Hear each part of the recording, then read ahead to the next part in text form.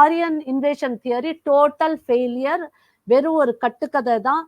Doctor Raj வேதம் அப்படின்ட்டு இருக்காரு. அவர் வந்து என்ன சொல்றாரு அப்படின்னா, இந்த கட்டுக்கதையை வந்து எப்படி கொண்டுட்டு வராங்க அப்படின்னா, ஃபர்ஸ்ட் கொலோனியல் ஆஸ்பெக்ட், அதான் இந்த கொலோனியத்துவவாதிகள், ஆங்கிலேயர்கள், அவங்க வந்து அவங்களோட வெர்ஷனை கொண்டுட்டு வராங்க. அப்புறம் வந்து யூரோசென்ட்ரிக், அதாவது ஐரோப்பா நாட்டுக்காரங்க நாம தான் சிறந்தவங்க ஞானத்திலையும் எல்லா இதுலயும், மத்தவங்க கிடையாது. அப்போ இந்த வேதம், இந்த சமஸ்கிருத மொழியில எழுதப்பட்ட பல நூல்கள் வந்து ரொம்ப ஞானம் நிறைந்த நூல்களா இருந்தனால அது பாரதத்துக்கு பெருமையை சேர்க்க கூடாது, நம்மளுக்கு சேர்க்கணும் அப்படிங்கிறதுல அந்த ஐரோப்பா நாட்டுக்காரங்க தங்களோட இடத்துல இருந்தா ஆரியர்கள் இங்க இடம்பெயர்ந்து வந்ததா இந்த ஆரியன் இன்வேஷன் தியரியை கொண்டுட்டு வராங்க. அதுக்கப்புறம் மூணாவது மிஷனரிஸ்.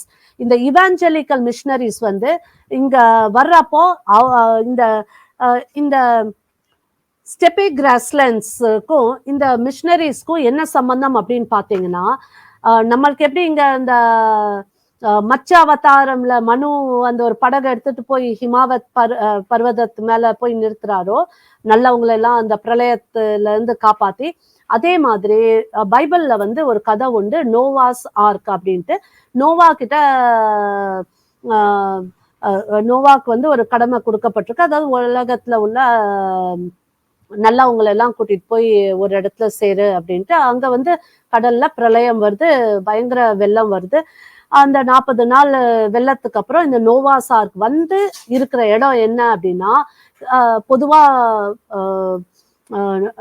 இந்த கிறிஸ்தவர்கள் நம்புறது வந்து கர்காசஸ் மவுண்டன்ஸ் அப்படின்ட்டு. இந்த கர்காசஸ் மவுண்டன் எங்க இருக்கு அப்படின்னா, பிளாக் சீக்கும் காஸ்பியன் சீக்கும் நடுவுல உள்ள ஒரு நிலப்பரப்புல தான் இந்த மலை பிரதேசம் இருக்குது. இது எங்க இருக்கு அப்படின்னா, அந்த ஸ்டெப்பே கிராஸ்லேண்ட்ஸுக்கு கொஞ்சம் கீழே, அதாவது இந்த கர்காசஸ் மவுண்டன்ஸ்க்கு கீழே துருக்கி, அப்புறம் இந்த சைடு கொஞ்சம் அப்படியே வந்தாச்சுன்னா நம்ம ஆப்கானிஸ்தான், இந்தியா எல்லாம் வந்துடுது. அதுக்கு ஒரு பக்கம் வந்து அந்த யூரோப், ஈஸ்டர்ன் யூரோப், இங்க வந்து சென்ட்ரல், அதாவது ஏஷியா ஸ்டார்ட் ஆயிடுது. அதாவது அந்த ஏஷியாவுக்கும் ஆசியாவுக்கும் ஐரோப்பாவுக்கும் நடுவுல உள்ள பகுதியில தான் இந்த கர்காசஸ் மவுண்டன் இருக்குது. அந்த இடத்துல தான் இந்த நோவாஸ் ஆர்க் வந்ததா அவங்களுக்கு நம்பிக்கை. அப்போ இங்க இருந்துதான் அங்க இருந்துதான் மக்கள் பல இடத்துக்கு போனதா அந்த பிப்ளிக்கல் தியரி சொல்லுது. அப்போ அதன் அடிப்படையில அந்த கர்காசஸ் மவுண்டன்ல இருந்துதான் ஈஜிப்டுக்கு போனாங்க, ஆப்பிரிக்காவுக்கு, மீதி இடத்துக்கும் அங்க இருந்தா வந்தாங்க அப்படிங்கறத ப்ரூவ் பண்றதுக்கு, அதாவது இங்க பாரதத்துக்கு வந்த அந்த திராவிடியர்களா இருக்கட்டும், ஆரியர்களா இருக்கட்டும், அவங்க எல்லாருமே வந்து கிறிஸ்துவர்கள். நோவாவோட ஆர்க் அந்த படகுல இருந்து இறங்கி அந்த கர்காசஸ்ல இருந்து வந்து ஸ்ப்ரெட் ஆனவங்க தான் இவங்க எல்லாருமே அப்படின்னு காட்டுற அந்த மிஷனரி அஜெண்டா வந்து இதுல கொண்டு வரப்பட்டிருக்கு. அப்புறம் நாலாவது வந்து சோசியலிஸ்ட் அகாடமி. இந்த சோசியலிஸ்ட் சித்தாந்தம் வந்து 19வது நூற்றாண்டுல இருந்து 20 நூற்றாண்டு வரைக்கும் ரொம்ப பிரபலமா உலகம் முழுவதும் பரவிட்டு இருந்த ஒரு சித்தாந்தம். இப்போ வந்து நம்ம முதல் பிரதம மந்திரி பண்டிட் ஜவஹர்லால் நேரு வந்து ஒரு த ஃபேபியன் சொசைட்டி அப்படிங்கிற ஒரு சொசைட்டில ஒரு மெம்பரா இருந்தாரு. அதாவது அவருக்கு அதுல வந்து ரொம்ப ஈடுபாடு. இது வந்து உலக அளவுல உள்ள ஒரு அமைப்பு. இங்கிலாந்துல வந்து தன்னைத்தானே ரொம்ப புத்திசாலி அப்படின்னு நினைச்சுக்கிறவங்களாம் அந்த அமைப்புல போய் சேருவாங்க. அவங்களோட இது என்ன அப்படின்னா, நாம பழமையை விட்டு புதுமையை நோக்கி போகணும், ஒரு சோசியலிஸ்ட் அஜெண்டால, கேஸ்ட்லெஸ் சொசைட்டி எதுவுமே நம்ம அந்த மாதிரி ஒரு சித்தாந்தத்தை கொண்டவங்க. கேஸ்ட்லெஸ் சொசைட்டினா இது வந்து வேற மாதிரியானது, நம்ம ஜாதியின் மட்டும் இல்ல.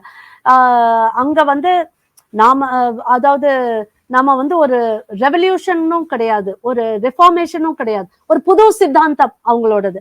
அப்போ அந்த ஃபேபியன் சொசைட்டியோட அந்த சோசியலிஸ்ட் ஐடியாலஜியை இவர் பிரதம மந்திரியா இருந்தனால இவர் வந்து ஈஸியா நம்ம பாரதத்துக்குள்ள கொண்டுட்டு வர முடிஞ்சிச்சு. அப்போ இதுக்கு உதவி செஞ்சது வந்து இந்த 5வது ஐட்டம் மார்க்சிஸ்ட். இது வந்து பிற்காலத்துல இந்திரா காந்தி அவங்களாம் கூட இந்த மார்க்சிஸ்ட் ஐடியாலஜியை கொண்டுட்டு வந்தனால தான் நம்மளோட பாரதத்தோட கல்வி துறையில உள்ள சிலபஸ் கிரியேட்டர்ஸ், பாடத்தை உருவாக்குனவங்க முக்கால்வாசி பேர் சொல்லப்போனா எல்லாருமே அந்த மார்க்சிஸ்ட் ஐடியாலஜி உள்ளவங்க தான் இருந்ததா தான் நம்ம பாக்குறோம். இப்போ இப்போ 2024 இன்றைக்கு உள்ள தமிழ்நாட்டுல உள்ள சமச்சீர் கல்வியிலையும் இந்த நிரூபிக்கப்படாத பொய்யான கட்டுக்கதையான ஆரியன் இன்வேஷன் தியரிய உருவமாத்தி ஆரியன் மைக்ரேஷன் தியரியா இருந்தத சின்ன சின்ன மைக்ரேஷன்ல அவங்க வந்தாங்க. இந்த 3வது லெவல் கோட்பாடு, ஏன்னா முதல் 2 தோத்து போன சித்தாந்தம் இதெல்லாம் இந்த கோட்பாடு பொய் அப்படி நிரூபிக்கப்பட்டனால 3வது சித்தாந்தமான அதோட தொடர்ச்சியான ஆரியர்கள் சின்ன சின்ன லெவல்ல உள்ள வந்தாங்கங்கிறத நம்ம தமிழ்நாட்டுல உள்ள சமச்சீர் கல்வியிலையும் சொல்லப்பட்டிருக்கு.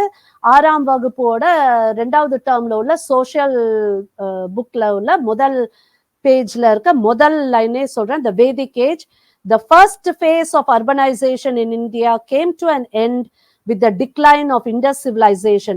A new era called Vedic age began with the arrival of the Aryans. அப்போ ஆரியர்கள் வந்தாங்கன்ட்டு தான் இதுல சொல்லப்பட்டிருக்கு, நிரூபிக்கப்படாத ஒரு விஷயம்.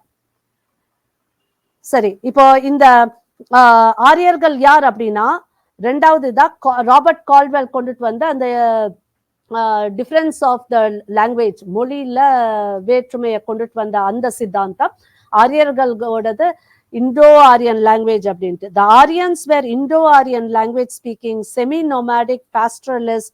They came from Central Asia in several waves of migration. அப்போ இங்க மைக்ரேட் பண்ணி வந்திருக்காங்க in several ways அப்படின்னா பல several waves.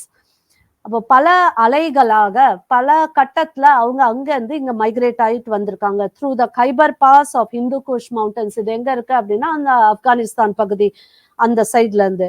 ஸோ அவங்க தான் வந்து இது வந்து சொல்லப்பட்டிருக்கு. இதுல இன்னும் நார்த் சவுத் டிவைட எப்படி குழந்தைங்க மனசுல புகுத்துறாங்க அப்படின்னு பார்த்தா, இங்க என்ன சொல்லப்பட்டிருக்கு, the later Vedic culture in the north India and the iron age in south India belong to the same period.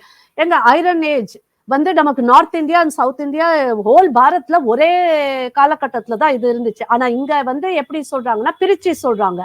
Iron age வந்து இங்க சவுத் இந்தியால இருக்கிறப்போ, தென்னிந்தியால இருக்கப்போ அங்க வந்து வேதிக் கல்ச்சர் இருந்துச்சுன்ட்டு. இப்ப நீங்க வேதிக் காலம் நீங்க சொல்ற அந்த 1500ல இருந்து 1000 கிமு வரைக்கும் உள்ள பீரியட்ல தான் ஐரன் ஏஜும் இருந்துச்சு நம்மளுக்கு. இப்போ அப்படி ஐரன் ஏஜ் வந்து உங்களுக்கு முன்ன பின்ன இருக்குது அப்படிங்கிறதுக்கு வேற எதுவுமே பெரிய சான்றெல்லாம் நம்மளுக்கு எதுவுமே நிரூபிக்கப்படலை இன்னும்.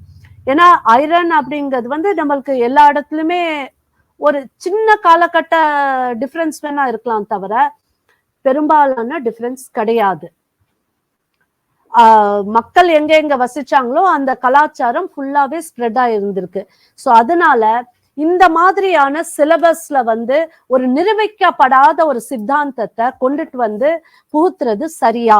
இங்க நாம வந்து யாரெல்லாம் போற்றுறோம் அப்படின்னா,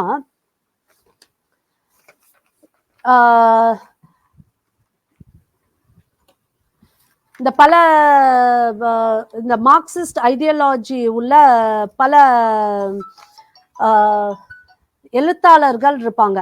அவங்களாம் வந்து நம்மளோட பாரத கலாச்சாரத்தை வந்து சீர்குலைக்க நினைச்சு எல்லாமே வர்றது எங்க அப்படின்னா சனாதனம், பாரதத்துக்குள்ள ஹிந்து தர்மம் கிடையாது, இது வந்து ஆரியர்களால் கொண்டுட்டு வரப்பட்டது அப்படின்னு நிரூபிக்கிறதுக்காக இவங்க உருவாக்குனது.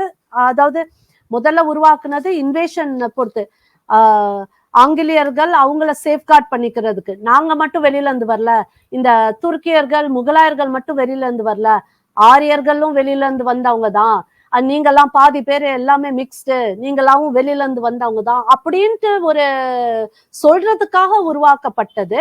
அதுக்கப்புறம் பிற்காலத்துல நம்மளோட அரசியல்வாதிகள்லாம் பல இந்த வெளிநாட்டு சித்தாந்தத்தை கொண்டுட்டு வந்து இந்த மார்க்சிஸ்ட் ஐடியாலஜி உள்ளவங்க எல்லாம் இத வந்து மேற்கொண்டு என்னன்னா நம்ம பாரதிய கலாச்சாரம் பழமையான இந்த கலாச்சாரத்தை சீர்குலைக்க நினைச்சு இதுக்கான பைண்டிங் ஃபோர்ஸே வந்து சனாதன இந்து தர்மம். அப்போ அந்த வேதம் அப்படின்னாலே, சனாதன இந்து தர்மம் அப்படின்னாலே ஆரியர்களோடது, வெளியில இருந்து வந்தது, நம்மளோடது கிடையாது அப்படின்ட்டு சொல்லி நம்மள சனாதனத்துல இருந்து வெளியேற்றுறதுக்கான முயற்சி தான் இது. இது அவங்க எப்படியெல்லாம் பண்றாங்க அப்படின்னா, ஹிஸ்டரி, வரலாற்று முதல்ல உருவாக்குறாங்க இதெல்லாம். அதுக்கப்புறம் மொழி ஆரிய மொழி வேற, சமஸ்கிருத வந்து ஆரிய மொழி, அதுல இருந்து தோன்றதுதான் ஹிந்தி, அதனால அது வேற, திராவிடிய மொழி வேற அப்படின்ட்டு. ஆனா இதுலயும் நம்மளோட ஆராய்ச்சியாளர்கள் என்ன சொல்றாங்க அப்படின்னா, இது எல்லாமே வந்து பிராமி ஸ்கிரிப்ட்ல இருந்து வந்தது. இது ஹராப்பால உள்ளதும் பிராமி ஸ்கிரிப்ட் தான், சமஸ்கிருதம், தமிழ் எல்லாமே பிராமி ஸ்கிரிப்ட் தான். அதனால இதுலயும் வந்து ஸ்கிரிப்ட்ல வந்து வேறுபாடு இல்லை அப்படின்ட்டு அவங்க கொண்டுட்டு வராங்க. அப்புறம் தொல்லியல் இதுல அவங்க ட்ரை பண்ணாங்க. Aryan invasion theory, migration theory எல்லாமே ஃபிளாப்பு, அதை நிரூபிக்க முடியல. டேட்டா கொண்டுட்டு வந்தாங்க, டேட்டாவும் அவங்க வந்து நிரூபிக்க முடியல. அப்புறம் மரபியலுக்கு வராங்க. மரபியல்ல இந்த ஏதோ R1A1A ஜீன் இருக்கு, அது வந்து பிராமணர்களோடது, அது வந்து ஆரியர்களோடது அப்படின்னு சொன்னாங்க.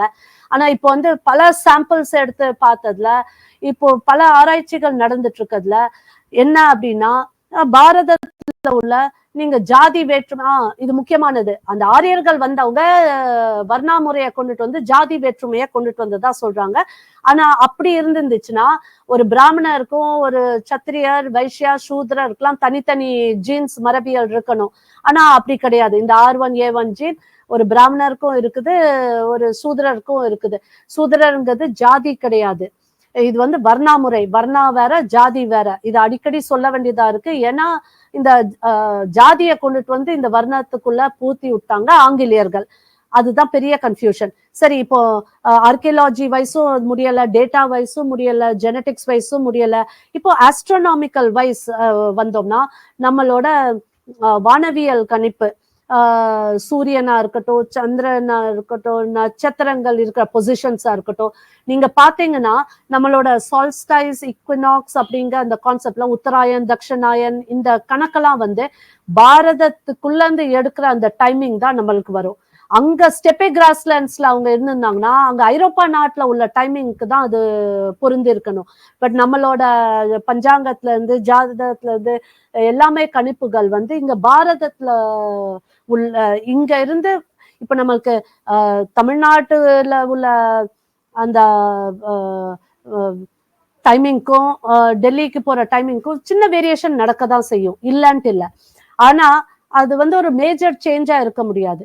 அப்போ இங்க இருந்து எடுக்கிற அந்த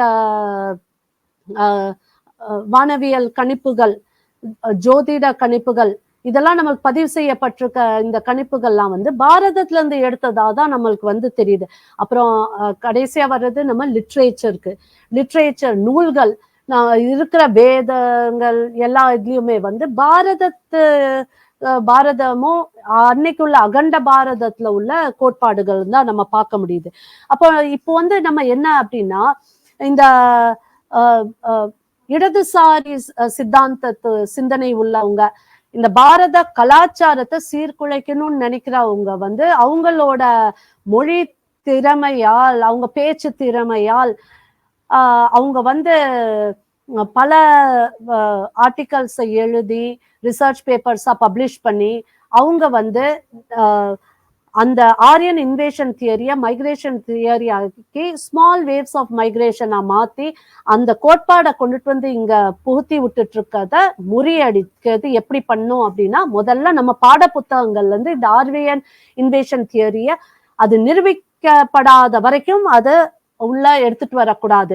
அப்போ யாரை கொண்டுட்டு வரலாம் அப்படின்னா, இதுக்கு இப்போ இவ்வளவு காலமா, இப்போ பாரதத்துல வந்து கிட்டத்தட்ட 70 ஆண்டு காலமா நம்மளுக்கு இந்த சித்தாந்தத்தை உள்ளவங்க இந்த ஆரியன் இன்வேஷன் தியரியை உள்ள கொண்டுட்டு வந்திருக்காங்க அப்படின்னா, இன்னும் ஒரு 50-100 ஆண்டுக்கு ஆரியர்கள் நம்மள இன்வைட் பண்ணல. ஆரியர்கள் இங்க உள்ள பூர்வக்குடி மக்கள் தான், இங்க உள்ளவங்க தான் வேதத்தெல்லாம் எழுதுனாங்க, இங்க உள்ள பாரம்பரியம் தான் சமஸ்கிருதம் அப்படிங்கறத நாம ஆராய்ச்சி பூர்வமா நாம வந்து நிரூபிக்கணும், டேட்டா பூர்வமா நாம நிரூபிக்கணும். அப்புறம் இந்த சிலர் இருக்காங்க, இப்போ இதுல பல ஆராய்ச்சி பண்ணவங்க, நிறைய எழுதுனவங்க, டாக்டர் ராஜ் வேதம், மீனாட்சி ஜெயின், அபிஷேக் சௌடா, இந்த மாதிரி பல பேர் இருக்காங்க, பல பேர். இதுல ரொம்ப முக்கியமானவர் வந்து இந்த தொல்லியல் ஆராய்ச்சியில உள்ள ஒரு டைரக்டரா இருந்தவர் பிபி லால் அப்படிங்கிறவர். அவர்லாம் நிறைய கண்டுபிடிச்சிருக்காரு. நம்ம இந்திரபிரஸ்த பத்தி எல்லாம் கண்டுபிடிச்சிருக்காரு. அதாவது அந்த மகாபாரதம் உள்ள இந்த பாண்டவர்கள் கொடுக்கப்பட்ட இடம் தான், அவங்களோட தலைநகரம் தான் இந்திரபிரஸ்த். அந்த இந்திரபிரஸ்த் தான் இன்னைக்குள்ள டெல்லி அப்படிங்கிறது. அங்க டெல்லியில உள்ள புராணா கிலா அப்படின்ட்டு இருக்கிற முகலாயர்கள் வந்து அவங்களோட இடமா எடுத்துக்கிட்ட அந்த இடத்துக்கு பூமிக்குள்ள இந்த தொல்லியல் ஆராய்ச்சியில மகாபாரதத்தோட சான்றெல்லாம் அவருக்கு கிடைச்சிருக்கு. அதெல்லாம் பதிவு செஞ்சிருக்காங்க. இப்போ நம்மளுக்கு வேணும் அடுத்த தலைமுறைக்கு உண்மையை கொண்டு போய் சேர்க்கறதுக்கு. அப்போ இந்த முயற்சியில வந்து இன்னும் வந்து ஒரு விஎஸ் ஷிண்டேன்ட்டு ஒருத்தர், அவர் வந்து அவரும் ஒரு ஆர்கியலாஜிஸ்ட். அவர் வந்து Deccan college post graduate and research institute in Pune. அவர் வந்து இந்த நம்மளுக்கு ராக்கிகர் அப்படின்ட்டு ஒரு இடம் இருக்குது. அங்க வந்து இந்த அகழாய்வு ஆராய்ச்சி அப்போ இந்த ஒரு பெண்ணோட எலும்புக்கூடு கிடைக்குது. அந்த எலும்புகள்ல இருந்து அவங்க என்ன பாக்குறாங்கன்னா, இது வந்து ஒரு 7000 கிட்டத்தட்ட 10,000 வருஷத்துக்கு முன்னாடி உள்ள எலும்புக்கூடு. அதுல உள்ள ஜீன்ஸ் டெஸ்ட் பண்ணி பார்த்தா அங்க எங்கேயுமே அந்த ஸ்டெபெகிராஸ்லன்ஸ்ல இருந்து வந்தவங்க யாரோட ஜீனுமே இதுல கலந்தாப்புல தெரியல அவங்களுக்கு. அப்போ அவர் இந்த அவரோட ரிசர்ச் பேப்பர்ல என்ன எழுதுறாரு அப்படின்னா, there is no evidence of South Asian genes being mixed with the Central Asian genes. அதாவது இந்த கிழக்கு ஐரோப்பால உள்ள மரபணுகள் மத்திய ஆசியா இல்லாட்டி இந்த நம்ம இருக்கிறது தென் ஆசியா, அப்போ இந்த சவுத் ஏசியன் ஜீன்ஸ் மக்களோட கலந்த அந்த மரபணுகள் கிடையாது, அப்படி எதுவுமே கலப்பு ஏற்படல அப்படிங்கிறது இந்த ஒரு இதோட நிரூபிக்கப்படுது. அப்போ இங்க என்ன அப்படின்னா, இந்த வேதிக் ஆரியர்கள் வந்து இங்க உள்ள பூர்வக்குடி மக்களே தான், பாரதத்துல உள்ள மக்களே தான் அப்படின்ட்டு பல ஆராய்ச்சிகள் நிரூபிக்கப்பட்டிருக்கு. இப்போ நம்மளோட எஜுகேஷன் டிபார்ட்மெண்ட் என்ன பண்ணணும் அப்படின்னா, இனிமேல் வந்து மேற்கொள்ள போற ஆராய்ச்சி என்னன்னா, இப்போ அப்கோர்ஸ் அங்க ஈரான் அந்த சைட்லயும் வந்து சில நம்மளோட இந்த R1A1A ஜீன்ஸ் அங்கேயும் இருக்கிறதா தான் ஆராய்ச்சிகள் வருது. அப்போ மக்கள் அங்கிருந்து மைக்ரேட் பண்ணி இங்க வந்தாங்களா, இல்லாட்டி பாரதம் தான் தாய்நாடு, இங்க இருந்து மக்கள் மைக்ரேட் ஆகி பல இடத்துக்கு வெளியில போனாங்களான்னு தெரிஞ்சிச்சுன்னா நம்மளோட நாகரிகத்தோட பெருமை நிரூபணமாகும். அப்போ இந்த ஆரியன் இன்வேஷன் தியரி நம்ம சிலபஸ்ல இதுவரைக்கும் சொல்லப்பட்டது முறியடிக்கப்பட்ட ஒரு சித்தாந்தம், அது பொய்யானது. உண்மை என்னன்னா, இங்க இருந்து இடம்பெயர்ந்து போனதுதான் பலர். அப்போ நம்மளோட பாரதத்தோட ஜீன் தான் பல இடத்துல காணப்படும். இங்கதான் பிரதானமா ஃபர்ஸ்ட் இருந்தது, இதுதான் பேரண்ட் ஹோம், இங்க இருந்து மைக்ரேட் ஆனவங்க தான் பலர் அப்படிங்கிறத நிரூபிக்கப்படுற ஒரு கட்டாயத்துல இருக்கும் ஒரு சிச்சுவேஷன். இப்போ இதுல வந்து இன்னொரு ஆராய்ச்சியாளர் அவர் வந்து என்ன பண்ணிருக்காரு அப்படின்னா, இங்க பாரதத்துக்கு வந்து சமஸ்கிருதத்தை எல்லாம் படிச்சுட்டு அவரு கொடுத்த கதை என்னன்னா, அவர் பேரு மிக்கேல் விட்சன். இவர் வந்து ஜெர்மன் அமெரிக்கன் ஒரு ரிசர்ச்சிஸ்ட். இது அதாவது நம்ம நாசதிய சுக்தா அப்படின்ட்டு ஒண்ணு இருக்குது. அதுல வந்து என்ன சொல்லப்பட்டிருக்கு, இது வந்து எதுல இருக்கு அப்படின்னா அதர்வ வேதால இருக்குது. அதுல என்ன சொல்லப்பட்டிருக்கு அப்படின்னா, ஒரு அரசர் அமாவாசு அப்படிங்கிற ஒரு அரசர், அவர் வந்து காந்தாரி அந்த இடம், காந்தார நாடுங்கிறோம்ல ஆப்கானிஸ்தான், அப்புறம் இந்த பர்சு அப்படிங்கிறது வந்து இன்றைய பர்சியா அப்படின்ட்டு எடுத்துக்கலாம். அரட்டு அப்படிங்கிற இடம் வந்து இன்னைக்குள்ள ஆர்மேனியாவா இருக்கலாம் அப்படின்ட்டு சில வரலாற்று ஆசிரியர்கள் சந்தேகப்படுறாங்க. சரி, இப்போ இவர் வந்து அங்க இருந்து நம்ம வேதத்துல சொல்லியிருக்கிறது, அதர்வ வேதத்துல சொல்லியிருக்கிறது, இந்த அரசர் வந்து இந்த இடத்துல இருந்து, அதாவது இந்த காந்தாரி, பரசு, அரட்டு அப்படிங்க அந்த இடத்துல இருந்து அவரு மேற்கே நோக்கி போனதா சொல்லப்பட்டிருக்கு. ஆனா இவர் வந்து மொழிபெயர்த்தப்போ யாரு, மிக்கேல் விட்சன், அவர் மொழிபெயர்க்கிறாரு. அவரு சமஸ்கிருதம்லாம் லேர்ன் பண்ணிட்டு வந்து எனக்கும் தெரியும் நான் மொழிபெயர்க்கிறேன் அப்படின்னு மொழிபெயர்க்கிறப்போ அவர் என்ன சொல்றாரு, அந்த அரசர் வந்து இங்க கிழக்கே வந்ததா எழுதுறாரு. இது அறியாமல எழுதுறாரா, இல்லாட்டி அந்த ஆரியன் இன்வேஷன் தியரிய உறுதிப்படுத்துறதுக்காக இப்படி ஒரு பொய்க்கதைய சொல்றாரா அப்படிங்கதான் இங்க கேள்விக்குறி. அப்ப பாருங்க எப்படி ஒரு சின்ன ஒரு இது மேற்கே போறதுக்கும் கிழக்கே வர்றதுக்கும் உள்ள வித்தியாசம் இந்த ஆரியன் இன்வேஷன் தியரிக்கு எவ்வளவு அவங்களுக்கு கை கொடுக்குது பாருங்க. ஒரு பொய் வேதத்துல எழுதி இருக்கிறது மேற்கே போனாருன்ட்டு. அப்போ நம்மளோட பாரதத்தோட எல்லை வந்து அங்க பர்ஷியா நாடு தாண்டி அங்க வரைக்கும் இருந்திருக்கு. அப்பெல்லாம் அங்கெல்லாம் கலாச்சாரம் நாகரிகம் எதுவுமே வரல. அவங்கதான் காட்டுமுராண்டித்தனமா இருந்தாங்க, நாமெல்லாம் நாகரிகமா இருந்தோம். அப்போ இங்க இருந்துதான் அங்க போயிருக்காங்க தவிர வெளியில இருந்து இங்க யாரும் வரல. அப்படி வந்ததுக்கான எந்த ஒரு சான்றும் இல்லை. அப்போ எப்படிப்பட்ட இப்போ சில ரைட்டர்ஸ் நான் வந்து பேரை நோட் பண்ணியிருக்கேன், அதை ஜஸ்ட் ரீட் அவுட் பண்றேன். இவங்கெல்லாம் வந்து அவங்களோட லாங்குவேஜ் ப்ரொஃபிஷியன்சியை வச்சு பல கட்டுக்கதைகளை இந்த ஆரியன் இன்வேஷன் தியரி மாதிரி உள்ள கான்செப்டுக்கு இடதுசாரி சிந்தனைய, மார்க்சிஸ்ட் சிந்தனைய கொண்டுட்டு வந்து மக்களை ஏமாத்துறதுக்கான வேலையெல்லாம் இவங்க பார்ப்பாங்க. என்ன யார் யார் அப்படின்னா, இந்த இர்ஃபான் ஹபீப், ரொமிலா டாப்பர், ராமச்சந்திர குஹா, கிறிஸ்டபர் ஜெஃப்ரலெட், டோனி ஜோசப், பர்வேஸ் ஹூட்பாய், அப்புறம் நான் சொன்ன இந்த மிக்கேல் விட்சன், ஷெல்டன் போலாக், இந்த மாதிரி பலர். இந்த ஷெல்டன் போலாக்லாம் வந்து அமெரிக்கன் சன்ஸ்கிரிட் ஸ்காலர். அவர் எனக்கு சன்ஸ்கிரிட் ரொம்ப தெரியும் அப்படின்ட்டு வந்து இங்க இந்தியாவில வந்து ஹையர் எஜுகேஷன் டீச்சரா வந்து காலேஜஸ், மேல்நிலை பள்ளி காலேஜஸ்க்குலாம் வந்து இவங்க வந்து சொல்லி, ஒருத்தர் வெளியில இருந்து வந்து சமஸ்கிருதம் சொன்னா நம்மளாம் வந்து ஆஹா அவருக்கு இவ்வளவு தெரியுமான்னு பார்ப்போம். பட் அவர் சொன்னதெல்லாம் பொய்க்கதையா சொல்லிட்டு போயிருக்காரு. ஏன்னா உள்ளத உள்ளபடி சொன்னாதான் அது உண்மையான கல்வி. கல்வியில வந்து எப்போ பொய் வந்து ஆதரிக்க கூடாது. ஏன்னா குழந்தைகள் வந்து படிக்கிறதே வந்து ஞானம் பெறுறதுக்கு. ஞானம்னாலே உண்மை. அந்த உண்மையின் அடிப்படையில தான் அவங்க எதிர்காலம் வாழ்க்கையே இருக்கு.